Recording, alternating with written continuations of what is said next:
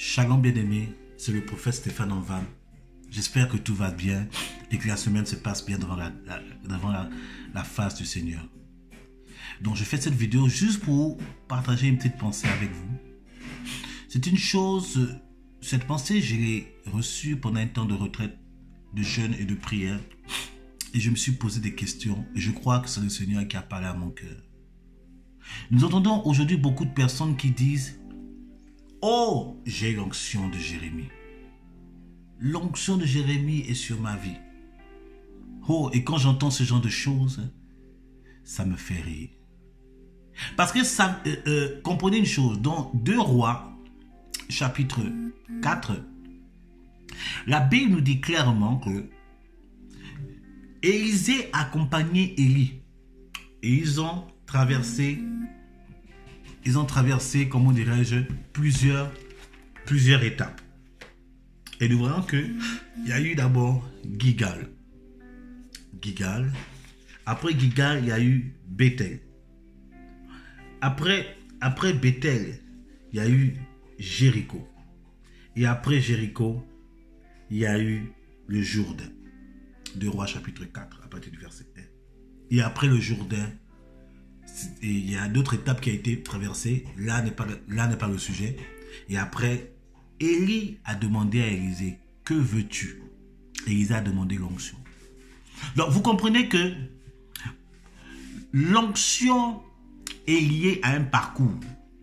L'onction est liée à un combat et à certaines étapes.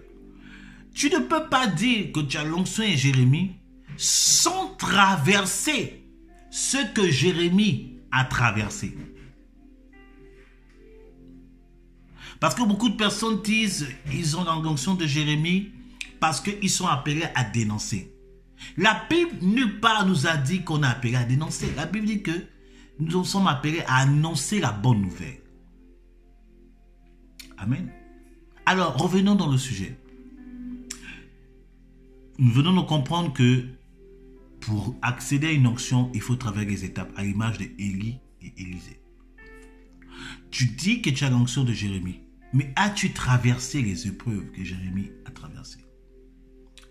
Premièrement, Jérémie a parlé aux autorités, face à face, pour leur dire la vérité. As-tu déjà, je ne sais pas où tu es, si tu es en France, as-tu déjà parlé avec Macron pour lui dire les vérités? As-tu déjà parlé avec Sarkozy, le président Sarkozy, pour lui dire les vérités, etc., etc. Pour ceux qui sont en France. Au Gabon, est-ce que tu as parlé au Bongo? En Côte d'Ivoire, est-ce que tu as parlé en face aux autorités pour leur dire les vérités et de manière récurrente? Premier point. Si tu ne l'as pas fait, tant d'années où tu dis que tu as l'onction de Jérémie, je vais dire la vérité, tu n'as pas l'onction de Jérémie. Quand je parle de l'autorité, je parle du roi. Jérémie a parlé au roi et Jérémie effrayait le roi. Est-ce que ta présence effraie l'autorité établie? Tu n'as pas l'onction de Jérémie. Deuxièmement, Jérémie, pour l'emprisonner, on l'emprisonnait dans un puits où il n'y avait pas d'eau.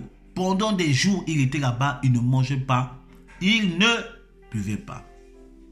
As-tu été torturé par le système actuel, le gouvernement actuel, à cause de l'onction prophétique qui est sur ta vie?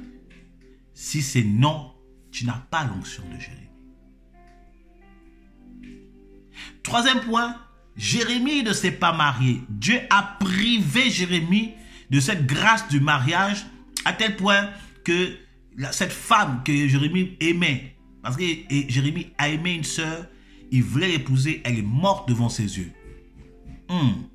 As-tu déjà expérimenté cela? Il a été traumatisé. C'est pour ça que Jérémie a écrit le livre de Lamentation, parce qu'il a été traumatisé. Il se disait que non, sa vie n'est que souffrance. Dieu lui refuse le bonheur, mais il expose à l'humiliation, il expose aux tortures de la méchanceté humaine.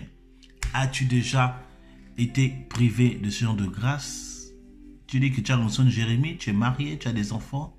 Alors tu n'as pas l'onction de Jérémie. Bien aimé, faites attention à ce qui sort de votre bouche. Faites attention. N'appelez pas des choses que vous ne comprenez pas. Lorsque mon père spirituel, le prophète Jean-Marie de Moreau, une fois m'a dit, l'onction qui est sur ma vie, je te la donne. Lorsqu'il me l'a dit, la première question que je lui ai posée après, je lui ai dit, papa, il faut que tu me racontes ce que tu as traversé. Parce que tu m'as donné quelque chose. Il faut que je comprenne ce que moi je vais traverser à la suite. Alléluia. Que le Seigneur vous bénisse et que le Seigneur ait pitié de nous. Soyons scripturaires. Ne déclarons pas des choses que nous ne comprenons pas. Shalom, shalom, shalom.